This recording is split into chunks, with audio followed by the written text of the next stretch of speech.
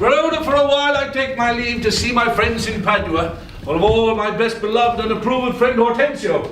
And I trow this is his house. Here, sir, Grumio, knock. Knock, sir, whom should I knock? Is there someone who's rebuked your worship? Villain, I say knock me here soundly.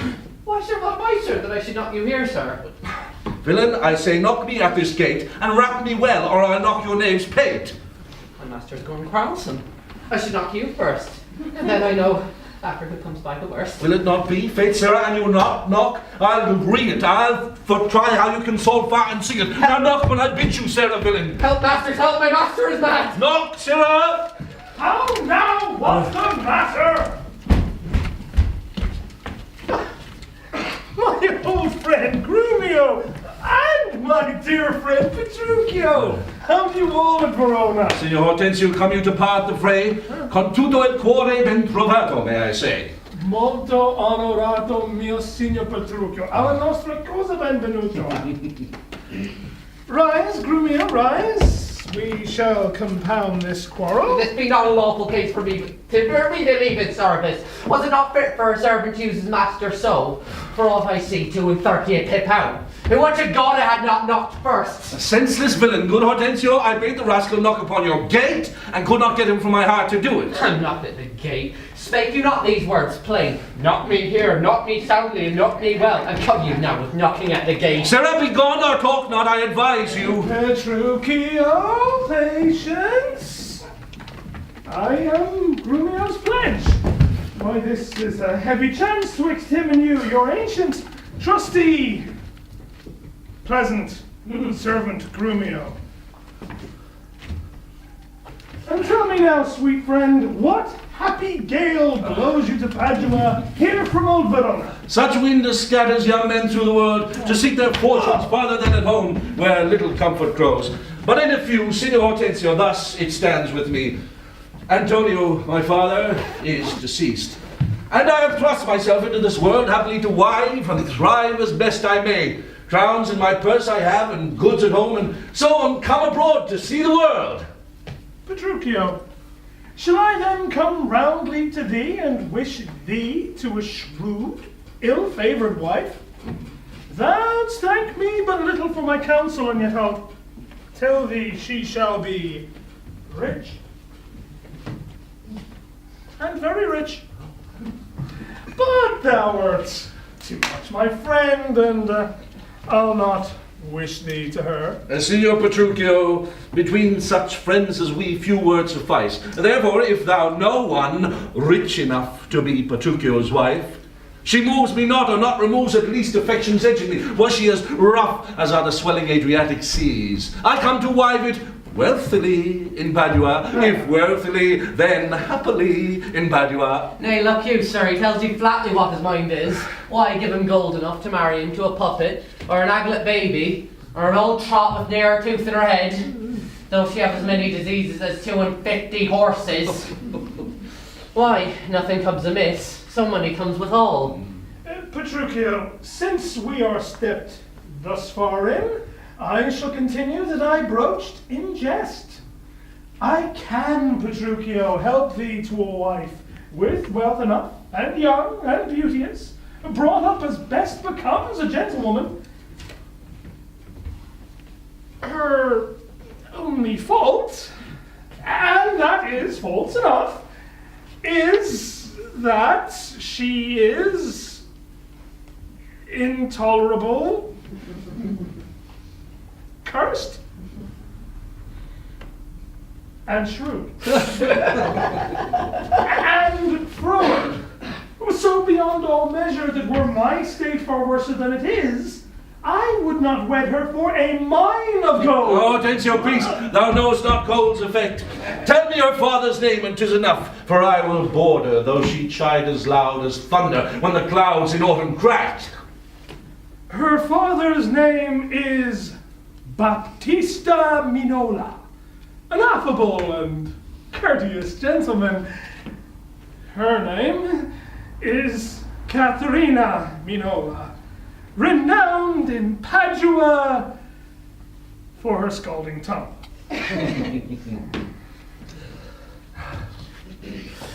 Well, Hortensio, peace. I will end after her. Go you sort me, sir. Count Rubio. Tarry, Petruchio. I must go with thee. For in Baptista's keep my treasure is. He hath the jewel of my life in hold. His youngest daughter, beautiful Bianca. And her withholds from me, and evermore, suitors to her, and rivals to my love. Supposing it a thing impossible for these effects I have before rehearsed, that ever Caterina shall be wooed. Therefore, this order hath Baptista tame, that none shall have access unto Bianca, till Catherine the Cursed have got a husband. Catherine the Cursed. A title for a maid of all titles the worst. Now shall my friend Petruchio do me grace to offer me disguise to Baptista in sober robes as a schoolmaster, well versed in music, to instruct Bianca, so that I may, by this device at least, have leave and leisure to make love to her, and unsuspected court her by herself. Here's no knavery. See to beguile the old folks how the young folks lay their heads together. Master, what about you? Who goes there, huh? Peace, Grumio. It is the rival of my love, Petruchio. Stand by a while. Oh, very well. I have perused the note. Hark you, sir, I'll have them very fairly bound. All books of love, see that at any hand. And see you read no other lectures to her. Do you understand me? Over and beside Signor Baptista's liberality, I shall mend with largesse. And take your papers too, and let me have them very well perfumed, for she is sweeter than perfume itself for whom they go to. What will you read to her?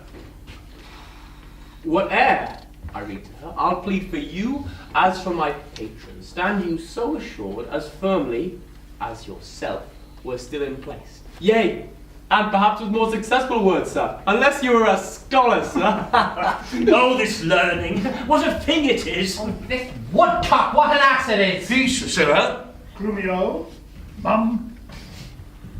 God save you, Signor Grumio. And you are well met, Signor Hortensio.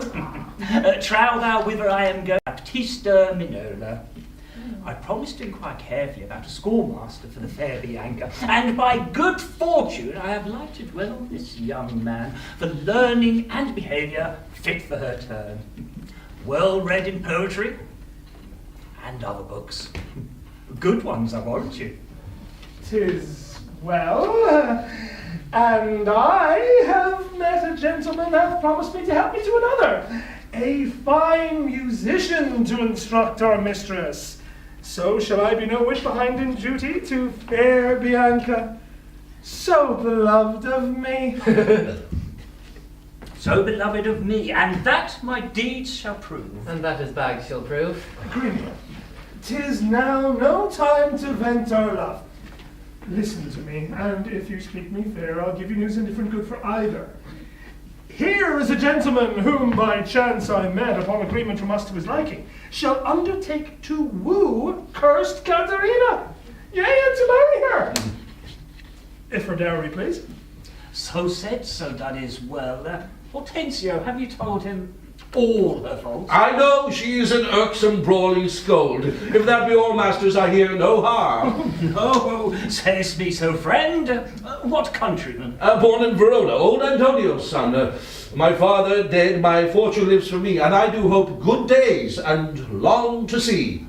Oh, sir, such a life with such a wife was strange. Would you have a stomach? To it in God's name, you'll have me assist you in all. But will you woo this wildcat? Will I live? Will he woo her high, or I'll hang her? Why came I hither but to that intent? Think you a little din can daunt mine ears? And you tell me of a woman's tongue that gives not half so great a blow to ear as will a chestnut in a farmer's fire. Tush, tush, fear boys with bugs. For he fears none. Hortensio, this gentleman is happily arrived, my mind presumed, for his own good. I promised. And ours. I promised him we would be contributors and bear his charge of wooing whatsoever.